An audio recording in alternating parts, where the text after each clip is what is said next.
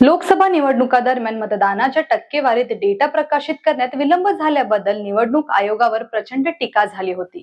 त्यानंतर जवळपास 1 वर्षानंतर निवडणूक आयोगाने निकाल जलद आणि अधिक पारदर्शक पद्धतीने सुनिश्चित करण्यासाठी त्यांच्या अहवाल प्रणालीमध्ये सुधारणा केली आहे। या अहवाल प्रणालीमध्ये निवडणूक आयोगाने नक्की काय बदल केला हे आपण आजच्या व्हिडिओमध्ये जाणून घेणार आहोत। ECINET ॲपद्वारे रिअल टाइम अपडेट्स।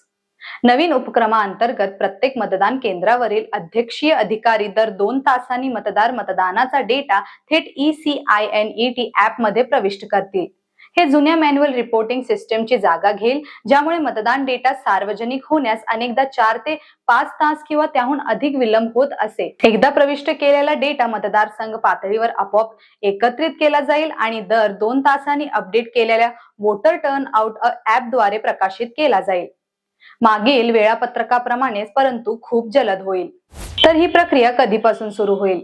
या नवीन उपक्रमामुळे अंदाजे मतदान ट्रेंड्सच्या ॲप अपडेटमध्ये लागणारा वेळ कमी होईल। या वर्षाच्या अखेरीस होणाऱ्या बिहार विधानसभा निवडणुकांपूर्वी ही सुधारित प्रक्रिया लागू केली जाईल। एक महत्त्वाचा बदल म्हणजे मतदान केंद्र सोडण्यापूर्वी मतदान केंद्राचे जनसंपर्क अधिकारी मतदान संपल्यानंतर लगेचच अंतिम मतदानाचा डेटा ECINET मध्ये प्रविष्ट करतील। त्यामुळे अहवाल देण्यास होणारा विलंब लक्षणीयरित्या कमी होईल आणि नेटवर्क उपलब्धीनुसार मतदारसंघनिहाय मतदानाचा डेटा VTR ॲपवर त्वरित उपलब्ध होईल अशी अपेक्षा केली आहे।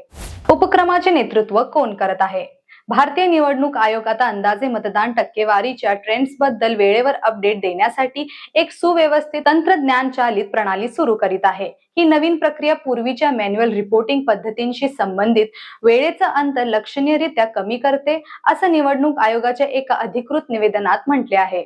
हा उपक्रम निवडणूक आयोगाच्या वेळेवर सार्वजनिक संवाद साधण्याच्या सततच्या वचनबद्धतेचा एक भाग आहे। मुख्य निवडणूक आयुक्त ज्ञानेश कुमार यांच्या नेतृत्वाखाली आयोगाने सुरू केलेल्या सुधारांपैकी हा एक उपक्रम आहे। बिहार निवडणुकांपूर्वी करण्यात आलेल्या या सुधारणांमुळे आयोगाला मतदानांची आकडेवारी वेळेवर जाहीर करण्यास मदत होईल।